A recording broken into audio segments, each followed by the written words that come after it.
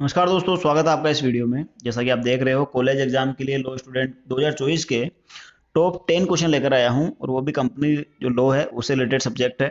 तो बिना समय गवाए आपके 10 क्वेश्चन जो कि आपको बता देता हूं, जिनको अगर आप पढ़ते हो तो ये काफ़ी हेल्पफुल है आपके एग्जाम के लिए, और पास करने के लिए भी काफ़ी मददगार होंगे। ठीक है, तो बढ़ते हैं अपने पहले क्वेश्चन की ओर। आप देख सकते हो जैसे कंपनी लॉ सब्जेक्ट है। ठीक है, जो इसका पहला क्वेश्चन है वो ये है कि जो कंपनी है विधि द्वारा निर्मित एक कृत्रिम व्यक्ति है। ठीक है, जो ठीक एक व्यक्ति की तरह है किंतु जिसका कोई भौतिक अस्तित्व नहीं होता। अब उपरोक्त कथन की व्याख्या कंपनी अधिनियम 2013 की मुख्य विशेषताओं के प्रकाश डालिए। ठीक है, तो कई बार कंपनी विधि के बारे में पूछा जाता है कि कंपनी जो विधि है वो एक कृत्रिम व्यक्ति है, मतलब जिसके हाथ पांव कुछ भी नहीं है, लेकिन उसे एक व्यक्ति की तरह ही माना जाता है। तो इस पर कई बार ये सवाल आते हैं और ये काफी इंपॉर्टेंट भी है। तो आप इस क्वेश्चन को आराम से और अच्छे से पढ़ें, ये काफी मददगार होगा आपके एग्जाम के लिए। तो सेकंड क्वेश्चन की ओर जाते हैं अपन। ये पूछ रहा है मेमोरेंडम ऑफ एसोसिएशन के बारे में। ठीक है, एक कंपनी का सबसे महत्वपूर्ण जो दस्तावेज होता है वो होता है मेमोरेंडम ऑफ एसोसिएशन, और काफी इंपॉर्टेंट भी क्वेश्चन है।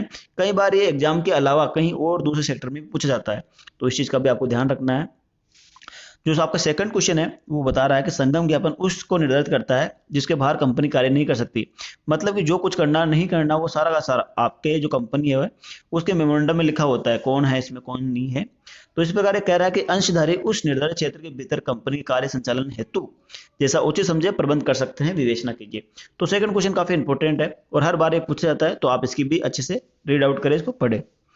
तीसरा क्वेश्चन है अपन, कंपनी के संबंध में आंतरिक प्रबंधन के सिद्धांत, मतलब कि जो इंडोर मैनेजमेंट होता है उसके रिलेशन के बारे में बात कर रहा है कंपनी के बारे में। तो ये भी काफी इंपॉर्टेंट क्वेश्चन है, इसको भी आपको ध्यान रखना है, क्योंकि ये जो क्वेश्चन है हर बार पूछे जाते हैं, कहीं एग्जाम के बेस पर भी और बाहर की बेस पर भी। ठीक है, फोर्थ जो आपको क्वेश्चन है वो पूछ रहा है अंशों का हस्तांतरण किसे कहते हैं, मतलब कि what is a transfer of share. आपने सभी ने शेयर का नाम सुना होगा। तो यही पूछ रहा है कि शेयर जो होते हैं वो हस्तांतरण किसे बोलते हैं और इसकी क्या प्रोसीजर होता है, क्या इसकी प्रक्रिया है। ठीक है, आप देख सकते हो प्रक्रिया। और हस्तांतरण करने पर क्षतिग्रस्त पक्षकार को क्या उपचार उपलब्ध है। तीनों ही क्वेश्चन काफी मोस्ट इंपोर्टेंट है। ये अलग अलग से भी पूछे जा सकते हैं या एक में ही कंबाइन करके पूछे जा सकते हैं, तो आपको इस चीज को समझना है और अच्छे से इसकी तैयारी करनी है। चारों क्वेश्चन काफी इंपॉर्टेंट है। ठीक है, तो इसकी तो आपको ये तो आनी ही आनी चाहिए। बढ़ते हैं अपने फाइव्थ क्वेश्चन की ओर। अब ये पूछ रहा है कि भार की विशेषताएं क्या क्या है। कई बार ये भी पूछा जाता है कि भार क्या होता है। ठीक है, तो इसमें ये पूछ रहा है भार की विशेषताएं बताओ आप, तो उन किन परिस्थितियों में चल भार स्थिर हो जाता है, मतलब कि जो चल भार है वो किन परिस्थितियों में स्थिर हो जाता है, तो इसके बारे में ये पूछ रहा है। फिफ्थ क्वेश्चन भी इंपॉर्टेंट है, मतलब ये है तो शायद इस क्वेश्चन इंपॉर्टेंट, लेकिन आप समझ सकते हो कितनी गहराई से ये क्वेश्चन पूछे जा रहे हैं। ठीक है, बढ़ते हैं अपन सिक्स क्वेश्चन की ओर। आपका सिक्स क्वेश्चन क्या है, देखिए आपका सिक्स क्वेश्चन बोल रहा है कि अपने कर्तव्यों के निर्वहन के लिए संचालकों से अत्यधिक सद्भाव की अपेक्षा की जाती है। मतलब जो कंपनी के जो डायरेक्टर होते हैं वो जो उसमें काम करते हैं, जो उनकी ड्यूटी होती है, उनसे अपेक्षा की जाती है कि वो भली भांति अपने कर्तव्यों का निर्वहन करें। ठीक है, अब जो इसके कथन के प्रकार से संचालकों के कर्तव्य दायित्व विवेचना कीजिए। अब यही बता रहा है कि अब उनके बताओ कि उनका जो कर्तव्य और दायित्व क्या क्या है।